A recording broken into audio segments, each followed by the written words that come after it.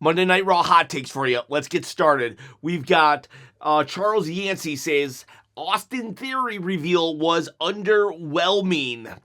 Yeah, it was a little underwhelming in my opinion. Austin Theory last night, he showed himself, but I don't understand why he chose to show himself last night. I'm happy for Austin Theory. The guy has a lot of talent, and even though he's been on the main roster since 2020, believe it or not, he's only 28 years old. He's the same age as an Obafemi and or Braun Breaker, and he has a lot of tenure on the main roster. Even beat John Cena at WrestleMania, 38? Had programs with The Rock or segments with The Rock, Pat McAfee. He was Vince McMahon's final storyline even, so like a lot of history there, but they spent a lot of time burying him and doing nothing with him in his A-Town Down Under tag team, to which just literally just fizzled out. Yes, he did get injured, but let's be honest, it was an 18-month breakup that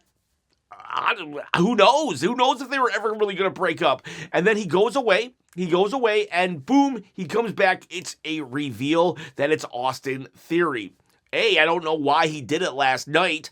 Why wouldn't he have revealed himself in War Games? But he revealed himself last night in a match that had no consequences whatsoever, other than it was like a exhibition grudge match, which is fine.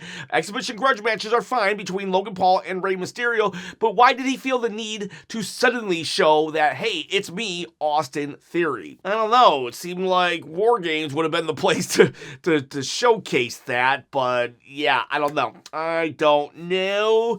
That said, I am intrigued to see where we go. I do hope that being under the tutelage of Paul Heyman does wonders for him, because he's always seemed to have kind of an issue fully connecting. There's no doubt he's talented, but there's just a little thing missing that has never really fully got him in. For example, yesterday when he revealed himself, he just stood there and stared. Like I don't think he moved a muscle the moment he took off the mask. I think Paul Heyman could have been like something like, "This is your moment, dude. You really gotta soak it in. You gotta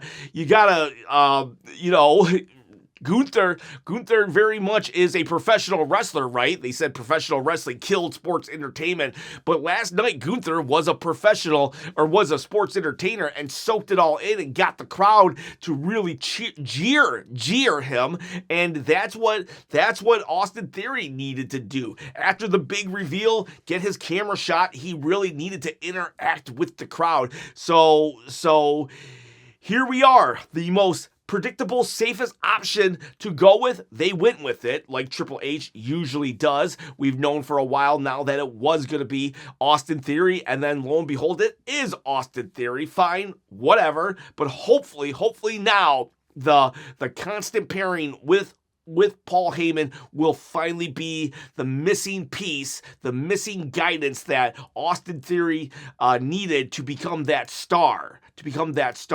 And, honestly, this will be, if this can happen, this will be, in some ways, Vince McMahon's final hand-picked superstar of the future. Like the last guy that I believe Vince McMahon literally was like, that's my guy. So we shall see if the final prophecy of Vince McMahon comes true and Austin Theory, they can actually do something with Austin Theory and he can connect with the crowd this time round. All right, let's do more hot takes. What did you think? Was the reveal good? Was the reveal bad? I mean, I'm sure all of us are like, yeah, I'm happy for Austin Theory, but the reveal itself, does it make sense? Was it good? Was it awesome? Was it lackluster?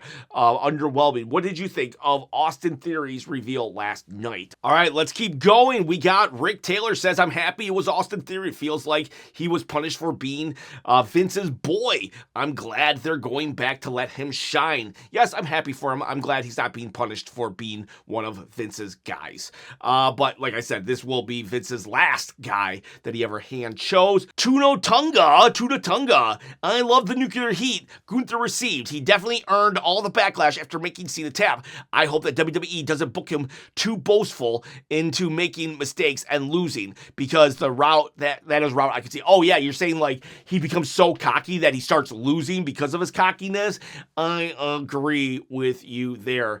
I really hope that Gunther's first feud is AJ Styles and not Otis. It's looking like it could be either or at the moment. Gunther was amazing last night. Still don't think he should have tapped out Cena, but be that as it may, Gunther was amazing last night. I am scared, though, that we're going to do what we did with the New Day last year. Last year, the New Day had one of the best heel turns of all time, and then literally they tried to milk it for so long that it went nowhere, and really by within 1 month, the New Day were kind of like they were back to just being a secondary act. The New Day could have had such an amazing heel run, right? And I'm still enjoying them, don't get me wrong, but it could have been so much better. And Gunther is doing what they did, basically letting the crowd boo him, and then doing nothing after that. Honestly, Gunther should have been throughout the whole entire show. This should have been the Gunther show. Tonight should have been absolutely Gunther in the beginning, Gunther in the middle, Gunther at the end. Maybe like he could have destroyed Alpha Academy in the middle, and at the end was destroying AJ Styles. Like literally we should have had Gunther throughout. That's a thing that they are missing. Back in the Attitude and Ruthless Aggression era, it's like it wasn't like one segment and then you can clock out and go home. It's like you had shows built around people, and I don't understand why we didn't do more. It was great heat. But we should have capitalized. This show should have been all about just trashing John Cena in a kayfabe way, that is, of course. More of a cold take, but how is this show boring? Not really much to talk about. At least when the show is bad, you can get something out of it, but this show is not worth watching. That's from Grillmore Heard. I agree. I did not like this show last night. I don't know. I'm going to be honest with you. There is a part of me that wonders if I didn't like the show yesterday because of the weekend and John Cena losing. I am open to that possibilities. I'm a human, and outside factors can contribute to how I feel about things. But I did not like this episode. I gave it a 2 because I thought it was just boring. But there was another wrestling channel called Wrestlechop that I like and I respect a lot. They gave it like a 75 out of 100%. So maybe I thought it was boring and you did too, but maybe everybody else really enjoyed it. I don't know. The best part was actually Gunther, honestly, which is weird because I thought the worst part was Gunther tapping out John Cena over the weekend, but it wasn't John Cena losing. It was the tap out that I was mad about. That said, I really did enjoy Gunther's performance tonight, but for the most part, I thought everything else was just like, just lackluster.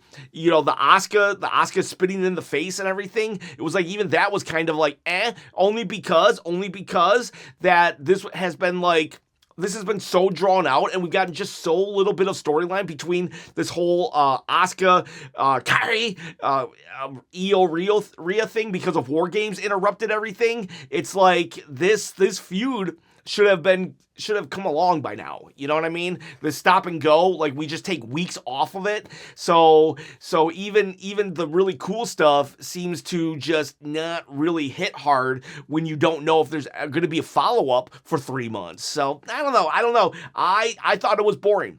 For a show that probably had a lot of eyes on it because they wanted to see what was going to happen with the aftermath of John Cena, I thought this show should have been better. So maybe my expectations were too high. I was expecting kind of a night after WrestleMania Raw, and what I got was a random December waiting for the Royal Rumble Raw. So that's on me for thinking that this was boring. But then again, I know a lot of people say, oh, don't worry, the Royal Rumble's coming, things will heat up, is there any other show that you're allowed to say, don't worry, this is just the boring period of wrestling, and that's supposed to, like, console you? Oh, thank God, we're just in the boring part. I'll just keep watching and not caring, because for the next 4 weeks, it's gonna be boring. Don't worry, everybody. We're in the boring era.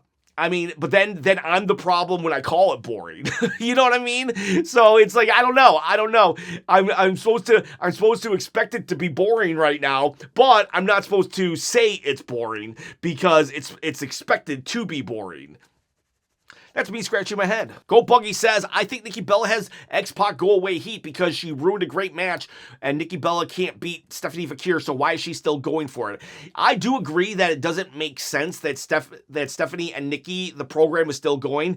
Stephanie beat her clean, and Nikki Bella even turned heel before the match, so it's like, what, is she turning more heel? There's just no reason for this. I'm not saying there's no reason for Nikki Bella to be on the roster. I've come to appreciate Nikki more this run than her previous runs because I like, here's a returning legend who's actually on a full-time schedule, being part of programs and putting over younger talent. Problem is, she's put over so much younger talent this time round that now it doesn't feel like she deserves to be in the main event scene right now. She just lost clean, so why is she still in this feud? Like, you got to rebuild her a little now. Have her just crash out on the rest of the division for a month or two and then get her back into the main event program. And honestly, like, why didn't she capitalize on John Cena heat last night? Like, she should have literally just been like, you know what? I made John Cena tap out too many, many times over many, many nights. Like, let's utilize. The crowd doesn't like her,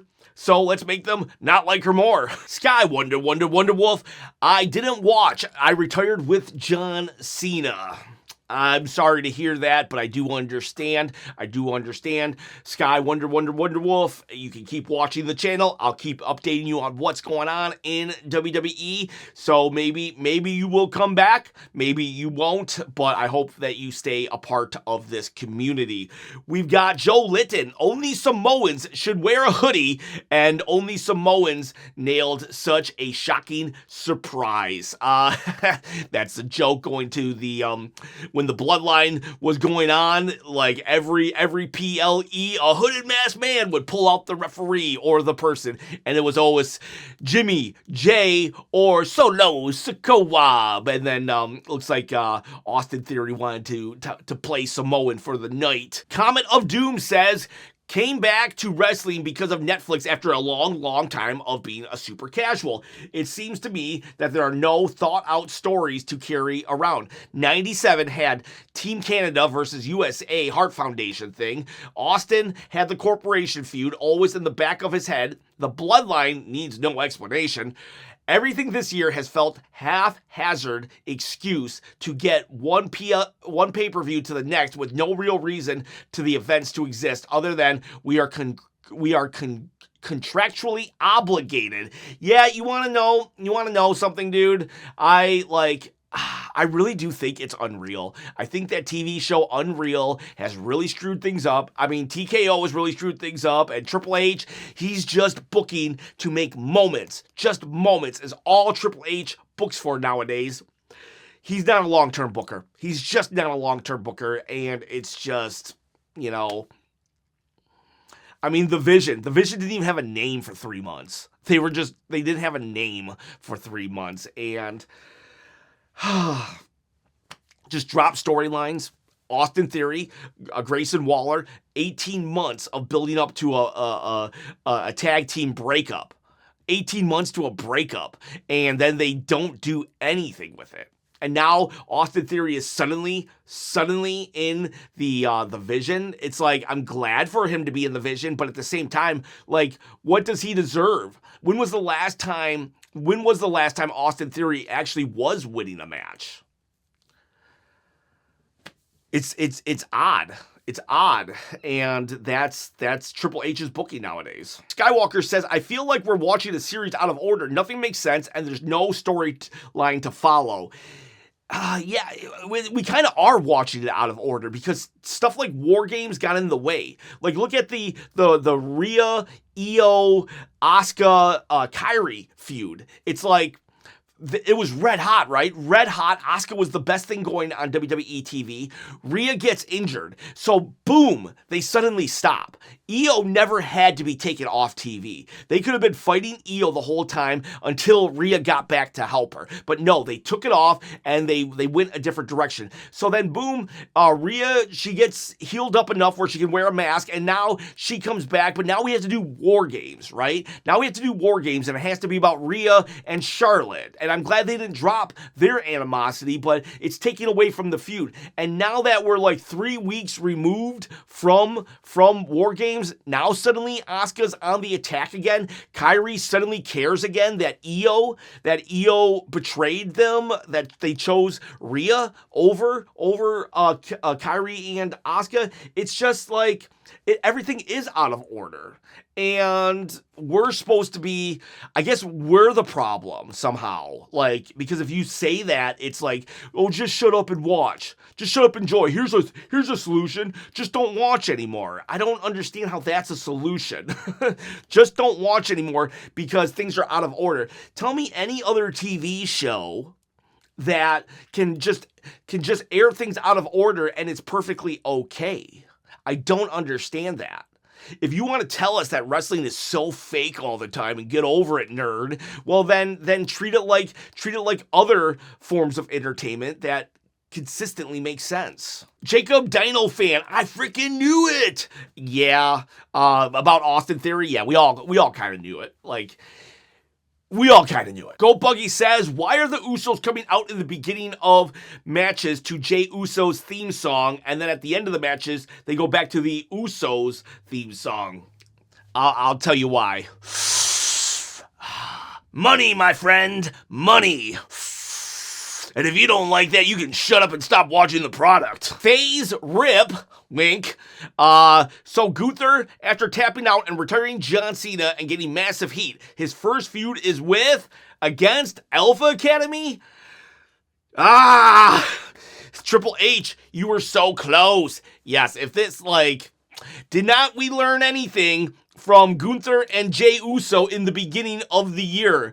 When Gunther was having a lot of heat and Jey Uso was off the Royal Rumble win, what did they do? Jey Uso went into a feud with the lowest tag team, heel tag team act on the card, A-Town Down Under. What did Gunther do? He went against the lowest face tag team on the card, Otis and Tozawa, Alpha Academy. And what are we doing here? We can't do that. Please, let's not do that. He should be right up against AJ Styles. When the big dog, Roman Reigns, beat Undertaker, and everybody booed him, Roman didn't then go and start fighting Apollo Crews, or whoever was the lowest at that time. It's like, no. Gunther should be fighting the best, the top guys right now, and it's like, I don't understand why we do that. Like, they're doing it with Jade Cargill too. Jade finally wins the title, and then she's instantly fighting B-Fab and Meacham. Still scratching my head. Lots of itching on the head today. Alfonso Passion says, I was okay with him tapping out John, but really, bro, his first feud is against Otis again? WTF. Ooh, please no. Donatello Leonardo, I'm glad that Theory is finally getting out of purgatory. He's way too talented not to be, but with that said, what is the point of doing a big reveal for a grudge match between two guys we've seen wrestle before? There wasn't even a title or a number one contender spot on the line, which just makes it seem like the classic Triple H move of stuffing a big moment into the end of the show to make it seem better than it is. That's what it is. That's why he did it. That's why we revealed it. The show sucked, therefore he needed one big thing to happen. We started with the big thing, Gunther, and then we ended with the big thing, a reveal. That makes us forget that this was a boring show. You're right. That's why he did it. Honestly, that's why he did it. He needed us to be talking about Austin Theory or Gunther and not the fact that we really had nothing. By 52 minutes into the show, Gunther had got booed. The New Day had fought the Usos, and granted, the New Day have been like really much shown as a non-threat for the last like 6 months. And then Asuka had spit in the face of Rhea, restarting a storyline that should have probably come to a completion by now, or be at a higher level of like urgency. 52 minutes, and those 3 things are the only thing that had happened on Raw. So yeah, they needed a big moment to distract us. Numba says, this is what we needed. We finally have an actual heel, not just a bad guy who gets over because he's good at being bad, so he deserves it. No, we have an actual real deal person to hate. Talking about Gunther, and you're right. I do love that. I'm glad we have someone to hate. And because I love the guy. I love the people that we hate, honestly. So I am one of those people that I just love a good villain. I do love a good villain. And I always start to turn on the villain when everybody starts to like the villain, but like there's almost no redeeming quality to Gunther, so he's the best villain. Charles Yancey says, Punk's promo and Gunther's promo was the best part of the night. Then maybe the Usos versus New Day and Asuka attacking Rhea and company. I didn't like Usos and New Day, and that's a shame because that was one of my favorite tag team feuds of all time, really. I thought it was one of the only things going on in the 2010s. But again, they had diminished the aura of the New Day so much that it was a foregone conclusion what was going to happen. Other than I was thinking maybe Jay loses here and then he crashes out because of Jimmy saying all these L's he took last week. But, Punk's promo, I think I judged it a little too harshly. I think last night I was like, yeah, Punk's promo was just like, I missed 2011 Punk. I probably didn't enjoy Punk's promo because of the John Cena after effect. I was hungover from the John Cena losing, so I probably was a little too harsh on Punk's promo last night in my one take one shot. But yeah, it is what it is. That's sometimes the downfall of doing those immediately following Raw. So Punk's promo though, he got fired up. I don't know. Yeah, cool, I guess. Javon Evans officially on the main roster, ? I think what they're doing with Javon Evans is kind of what they did with, Julia. She was just bouncing, no pun intended, bouncing between both until one day she was just always on WWE. Chris Gutierrez, meh, I agree. Kawash, John Cena wanted young talent to be pushed. Vision doing that. Logan Paul just beat Hall of Famer Rey Mysterio. The Masked Man was Austin Theory, and Braun Breaker drops the world champion at the end. All being managed by Paul Heyman is great for WWE. That's valid. I just wish there was more, oomph to the stories. But younger talent being pushed. I want to give one positive to Triple H, says Teddy Boy Ward. During Cena's post-match, serious booing. Then in the post-show, he pulled off a great sarcastic line to the booing people. I didn't know we had so many Bloodline fans here, but nobody was doing the ones up. They were doing the middle fingers. Of that, Triple H honestly is a funny guy, but he's just such a horrible guy at the same time that he's more known for being horrible and having a big head. But he is a funny guy. We got TTJC. My hot take is that I enjoyed Raw from start to finish. If I list all the reasons, this comment won't make the video. LMAO. The short of it is everything makes sense. Triple H isn't reinventing the wheel. He's using basic setups, but keeping fans emotionally charged so they don't notice. My question is, does he follow the already paved road, or is he going to carve out new paths? I'm glad you enjoy it. I don't want me not enjoying it to impede on your enjoyment of the show. So, have at it. I don't... in regards to your comment, honestly, I don't know. If that's what you think, I'm just going to let it stand. There's an alternative opinion out there that this was an awesome and amazing show. I don't agree with it, but you're more than welcome to your opinion. Thank you for it's hot takes. This is not an echo chamber channel. We can have different opinions. I didn't like it. You did. We got Kawash. Hot take. Triple H was right to make Cena tap because now we have a monster heel in Gunther, and he is getting real heat. And now the submissions are dangerous again. If Cena can tap, anyone can tap. I get what you're saying, but I still don't think it needed to be. I just don't think he needed to tap. He could have just passed out. That's all that needed to happen. To me, he should have just passed out. I think Gunther would have got the heat regardless. Honestly, I promise you, I really do. But again, you're more than welcome to your opinion. So, Tiz Mickey says, we generated all that heat for Gunther's first feud to beat Otis. Yeah, I know. Sigh is right. Also, I was at Raw tonight and was happy to see the Masked Man was Theory. I'm happy for him too. I just wish it made a little more sense. And then hopefully they will make it make sense. Hopefully they will make it make sense. It looks like it might be Logan Paul who reached out to Austin Theory, because it did seem like Paul Heyman didn't know, and it did seem like at one point during the segment that Logan Paul was like, oh yeah, who could this guy be? But it looked like he knew. And it also says that SmackDown was taped. I didn't know SmackDown was taped, so please, everybody, no spoilers. Tiz Mickey says that she was at SmackDown last night, or that they taped it after. During the holiday seasons, they do that. That is one of the bonuses. One of the only good things of the new TKO era is that the wrestlers do get holidays, the big holidays off. Now, I know it's because TKO is just trying to save money, but whatever. Sometimes a greedy thing can become a good thing. And I'm glad that the wrestlers do get their time off, but no spoilers, please. We are flawed. The show was 2 hours of our lives we'll never get back. Yep.